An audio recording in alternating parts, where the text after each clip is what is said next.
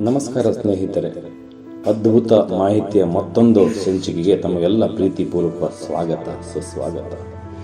ಭೂಮಿಯ ಗಾತ್ರ ಕುಗ್ಗುತ್ತಿದೆ. ಭೂಮಿ ನಾಶವಾಗಲಿದೆಯಾ?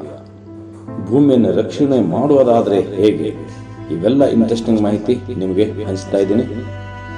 ಭೂಮಿ ತನ್ನ ಗಾತ್ರ ಯಾವತ್ತೂ ಕಳ್ಕೊಂಡಿಲ್ಲ ಸ್ನೇಹಿತರೆ. ಲೋಕದ ವಿಜ್ಞಾನಿಗಳು ಹೇಳಿದ್ದೇನಾದರೂ ಗೊತ್ತಾ? ಕೋಟ್ಯಾಂತರ ವರ್ಷಗಳಿಂದ ಭೂಮಿ ತನ್ನ ಗಾತ್ರ ಹಾಗೆ ಇಟ್ಟುಕೊಂಡಿದೆ. ಹಾಗಾದ್ರೆ ಈ ಸಣ್ಣ ಬದಲಾವಣೆಗಳು ಆಗ್ತಾ ಇರೋದು ಯಾವುದರಿಂದ?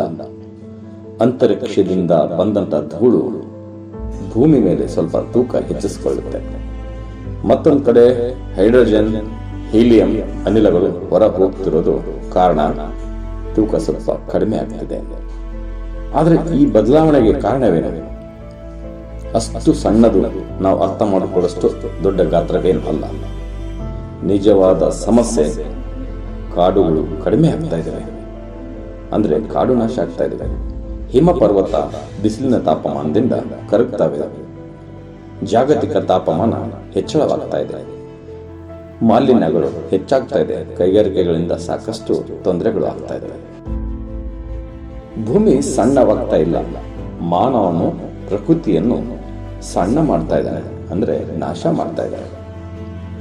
ಪರಿಹಾರ ಕಂಡುಕೊಳ್ಳೋದಾದ್ರೆ ನಾವು ಮರ ಗಿಡಗಳನ್ನು ಸಾಕಷ್ಟು ಪ್ರಮಾಣದಲ್ಲಿ ನೆಡಬೇಕಾಗುತ್ತೆ. ಪ್ಲಾಸ್ಟಿಕ್ ಬಳಕೆ ಕಡಿಮೆ ಮಾಡಬೇಕು. ನೀರನ್ನು ಮಿತವಾಗಿ ಬಳಸಿ. ಪ್ರಕೃತಿಯ ಕರೆಗೆ ಸ್ಪಂದನೆ ಕೊಡಿ. ಪ್ರಾಣಿ ಪಕ್ಷಿಗಳಿಗೆ ಎಲ್ಲವನ್ನೂ ನಾವು ನಮ್ಮಂತೆ ಬಿಟ್ಟು ಕೊಡಿ. ಹಾಗಾಗಿ ಭೂಮಿಯ ಗಾತ್ರ ಯಾವತ್ತೂ ಕಡಿಮೆ ಆಗುವುದಿಲ್ಲ. ಅದರ ಸುಂದರತೆಯನ್ನು ಉಳಿಸೋ ಜವಾಬ್ದಾರಿ ನಮ್ಮ ಮೇಲೆ, ನಿಮ್ಮ ಮೇಲೆ ಇದೆ. ನೆನಪಿರಲಿ ಸ್ನೇಹಿತರೆ, ನಾವು ಭೂಮಿಗೆ ಅತಿಥಿಗಳಲ್ಲ. ಇದೇ ನಮ್ಮ ಮನೆ. ಅದನ್ನು ನಾವು ಕಾಪಾಡೋಣ. ನೀವು ಪರಿಸರ ರಕ್ಷಣೆಗೆ ಸಪೋರ್ಟ್ ಮಾಡ್ತೀರಾ? ಕಮೆಂಟ್ ಬಾಕ್ಸ್ ಅಲ್ಲಿ ಸೇವ್ ಅರ್ತ್ ಎಂದು ಬರೆ ಈ ವಿಡಿಯೋ ಹಂಚಿ ಜಾಗೃತಿ ಮಾಡಿಕೊಳ್ಳಿ. ಧನ್ಯವಾದಗಳು ಸ್ನೇಹಿತರೆ.